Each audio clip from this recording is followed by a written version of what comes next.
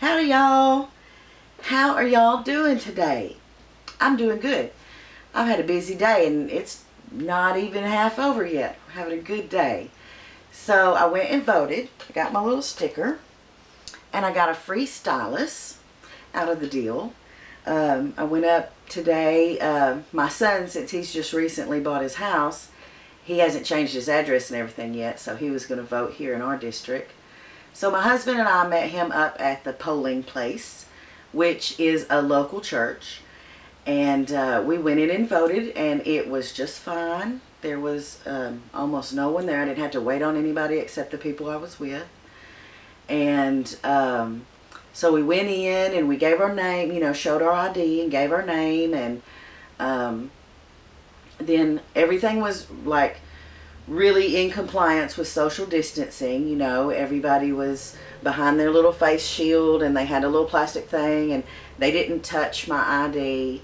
And then I took it and I went to the next little kiosk and the lady verified my ID and asked for my address and birthday.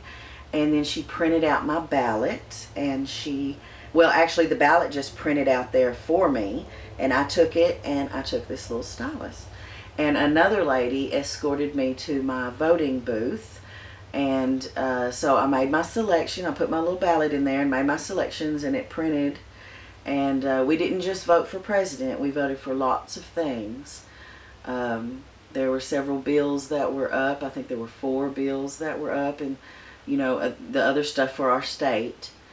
And so I finished and it printed it out, and I went to the exit where I put my ballot into the machine and cast it. And the lady gave me a little sticker that says I voted today. And I got to keep the stylus, which I'm really kind of happy about because I don't have one. And I think it'll be neat because, like, whenever my nails grow out a little bit, I would like to have one of these because sometimes it kind of interferes with touching on a touch screen. So that's kind of neat. And yeah, it seemed quick and easy and nice, and so I'm glad I went and voted today. And I was glad I got to see my son. He came back here afterwards. My husband had to go on to work, of course. And so my son and his fiance came on over to the house, and we visited for a while and had coffee, and it was really nice. Oh, and she gave me a haircut. Can y'all see? I want to brag on it. It is so nice. I'm so excited she cut my hair. Now, I haven't had like a professional haircut like this in many years. I mean many years, like close to 20 years. Okay, because I had a horrible experience at a beauty shop. I'll just try and tell you about it real quick, okay? So I went to a beauty shop, and I had my hair kind of like it was before I got it cut, just long straight hair, but I had some bangs going on. This was a long time ago, right? Okay.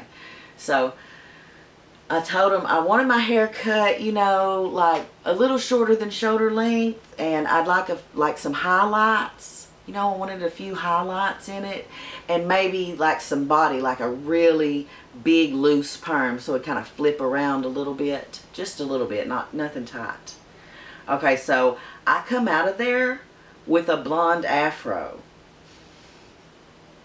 Straight up blonde afro. It was horrible.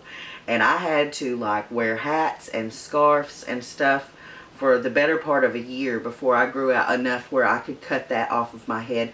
I almost shaved my head. It was awful. So I never went back. I've never been back since then. Now, I had a couple experiences before that were okay, but I never had a good experience at a beauty shop. They never did anything remotely close to what I wanted. Oh, she cut my hair so nicely. I asked her to, and she said she didn't mind. And I know, sometimes when it's your profession to do something, seems like everybody that knows you, your friends and family, are like, well, if you're a beautician, you can cut my hair. I get that sometimes, with like being a cook and being able to cater for large groups and stuff, I do offer to do it too, but sometimes you get tired of that. You don't want to do your profession outside of your profession for everyone, But she didn't mind at all. And it's so wonderful. Ooh, I love it. Now, after I wash it, I'm sure it will kind of bounce up and get a little more body, and it's kind of straight right now because she cut all the curl off the end. But it's I love it. It feels so light and everything, because normally I just cut my own hair about once a year. Around this time of the year, I'll cut my hair. And what I do, or what I did, and this is for years, is I would put all of my hair in a ponytail on top of my head, and like put several ponytails until I only had, like, you know, however much I wanted to cut off sticking out, like 5 or 6 inches. And then I would cut that off and let my hair down, and then I would get my husband kind of trim the back of it up and make it even. And that's it. I might try to do some little bit of kind of shaping around my face a little bit, but not really. I just put it in a ponytail, cut it, and then trim the back. And that's all I did for many, many years. Almost 20 years. That's the only thing I've done to my hair. And so this is so nice to have a professional haircut. And I think she did a great job. It's all, you know how it is when you get your hair cut, and it's all like bouncy and flouncy. Hair flip. Anyway, yeah, we had a really nice visit. I got my hair cut, and I loaned them some movies. We were talking about different movies we really like, and I really like Christopher Guest movies, like Best in Show, A Mighty Wind, Spinal Tap, For Your Consideration. I think he's also in Princess Bride. Anyway, we were talking about that, and I loaned them a bunch of movies for them to watch. And we were talking about Thanksgiving, what day, and who's going where. And I think we decided that we are just going to go to their new house the weekend after Thanksgiving, because Forrest has got to go do stuff with his daddy's people, and she has to go do stuff with her mama's people, and they're going to wind up going to like 4 Thanksgivings. So I said, you know, and Forrest was like, let's just barbecue like the weekend after, make some steaks on the grill or something.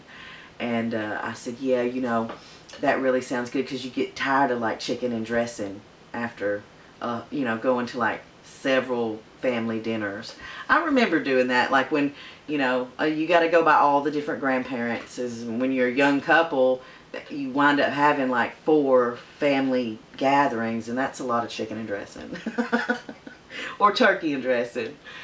But yeah, so I think we're just gonna go up there to their new place, and I know they're excited to host. You know how it is when you're young and you just got your first new place of your own, you know, and it's exciting, and I'm thrilled for them. And so we'll be going up there, you know, for Thanksgiving. And then I don't know what we're going to do for Christmas.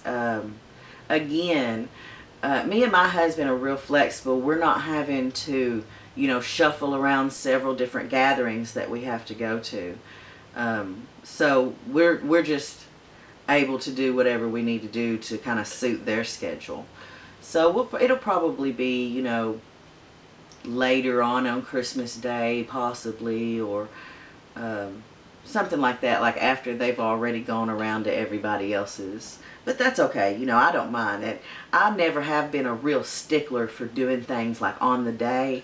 Of course, when he was little, you know, you wake up on Christmas morning and there's, ta-da, everything. Santa has brought everything, and it's all awesome, and your stocking is full and all the presents are everywhere. So I did that up for some years.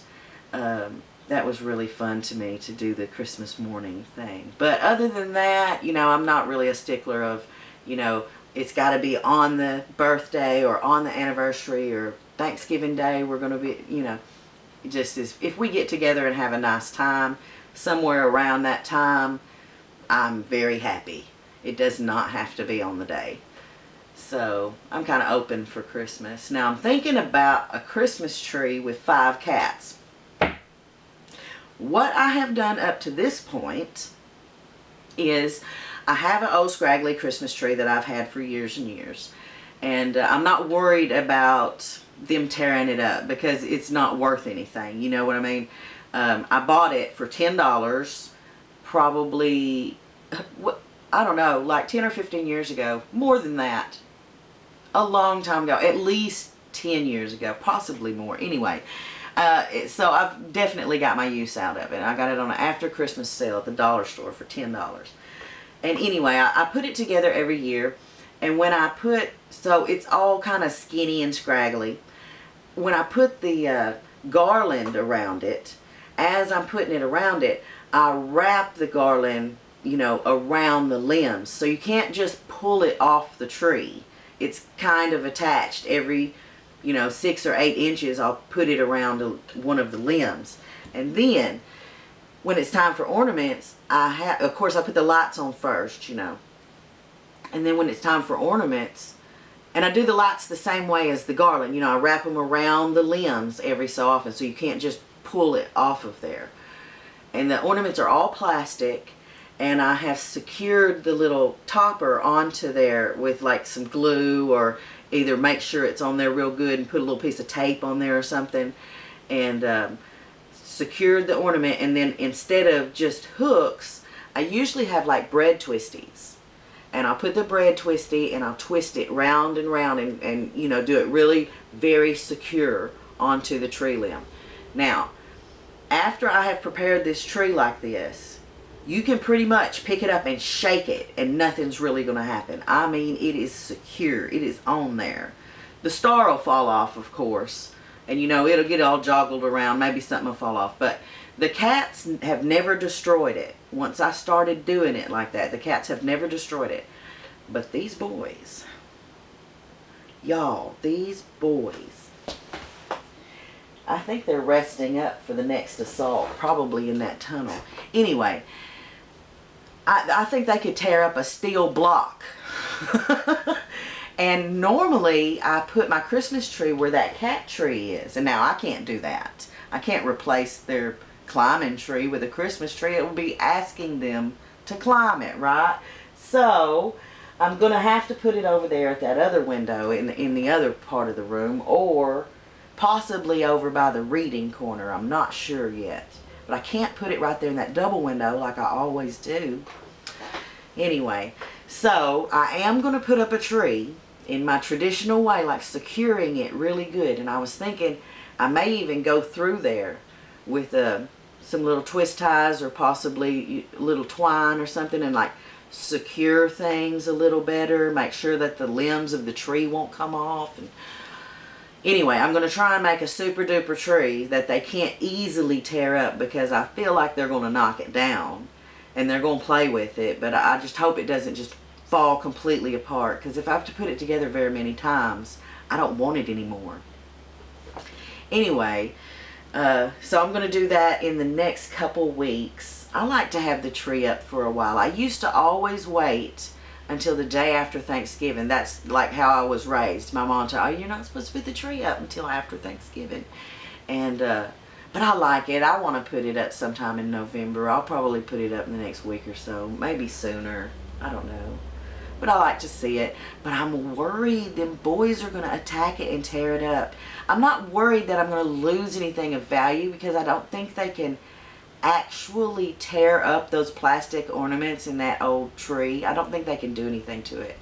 But I am worried that they're going to eat some tinsel, or possibly some of them little artificial green needles or something. I'm worried they're going to bite it and pull pieces of it off and eat it, or maybe some glitter, or some of that. Like, I've got a tree skirt that has kind of a felt with some little stuff on it, and they might try to eat that, or I don't know. I don't know how they're going to act. This is going to be interesting. I bet I'm going to have some videos of them with the Christmas tree. I'm sure I will. Well, anyway, I'm about out of time here, so I'm going to let you go. I just wanted to chat, show you my new haircut, tell you that I voted, and I got a free stylist. Until next time, y'all be sweet.